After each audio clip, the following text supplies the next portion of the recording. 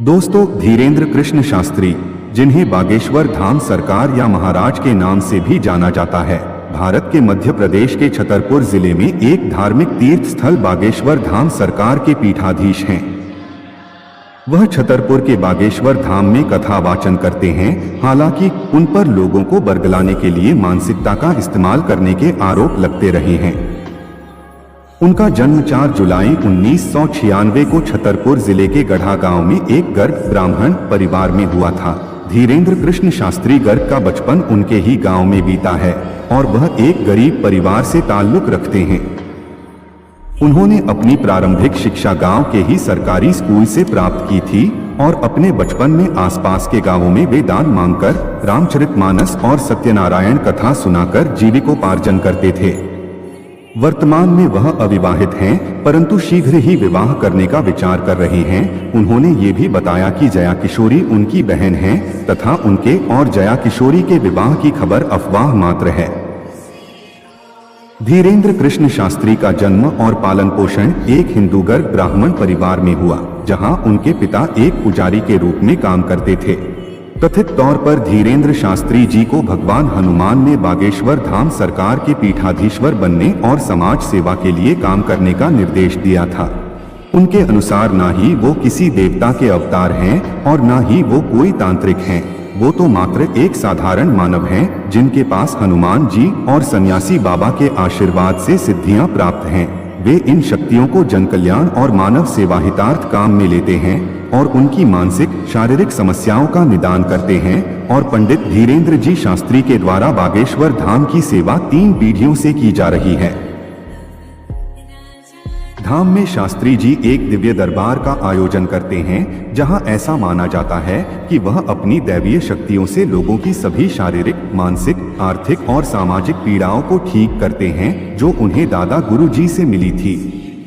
बागेश्वर धाम के पीठाधीश्वर राम कथा वाचक धीरेन्द्र कृष्ण शास्त्री इस समय चर्चा का विषय बने हुए हैं। साथ ही धीरे धीरे शास्त्री जी के प्रशंसकों की संख्या देश ही नहीं विदेशों में भी तेजी से बढ़ रही है।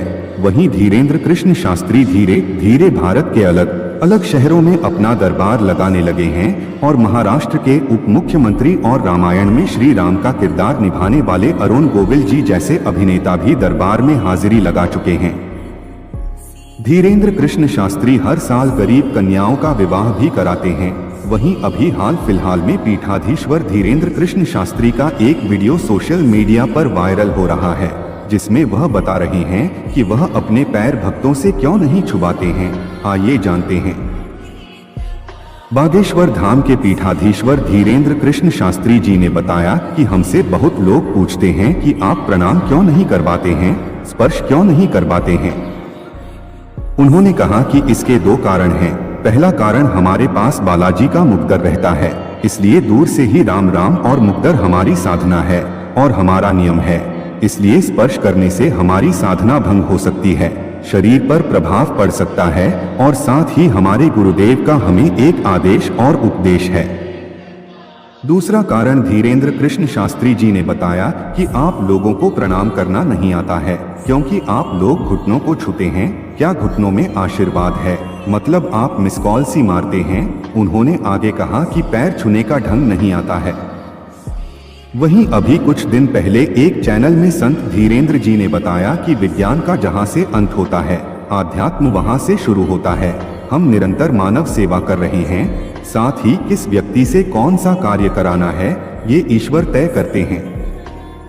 बागेश्वर धाम पीठाधीश्वर पंडित धीरेन्द्र कृष्ण शास्त्री ने कहा कि विगत कई वर्षों से धर्म विरोधी सनातन धर्म पर अंगुली उठा रहे हैं, संतों को पाखंडी बता रहे हैं और भोले भाले हिंदुओं का धर्मांतरण करा रहे हैं। लेकिन ऐसे धर्म विरोधियों की अब देश में नहीं चलने देंगे। ऐसे ही लोगों पर तमाचा लगाने के लिए दरबार लगता है।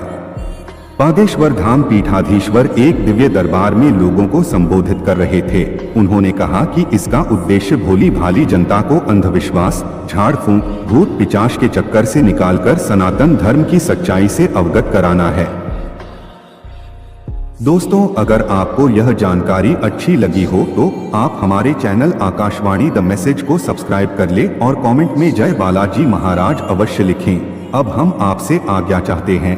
जय बागेश्वर धाम, जय हनुमान, जय श्री राम।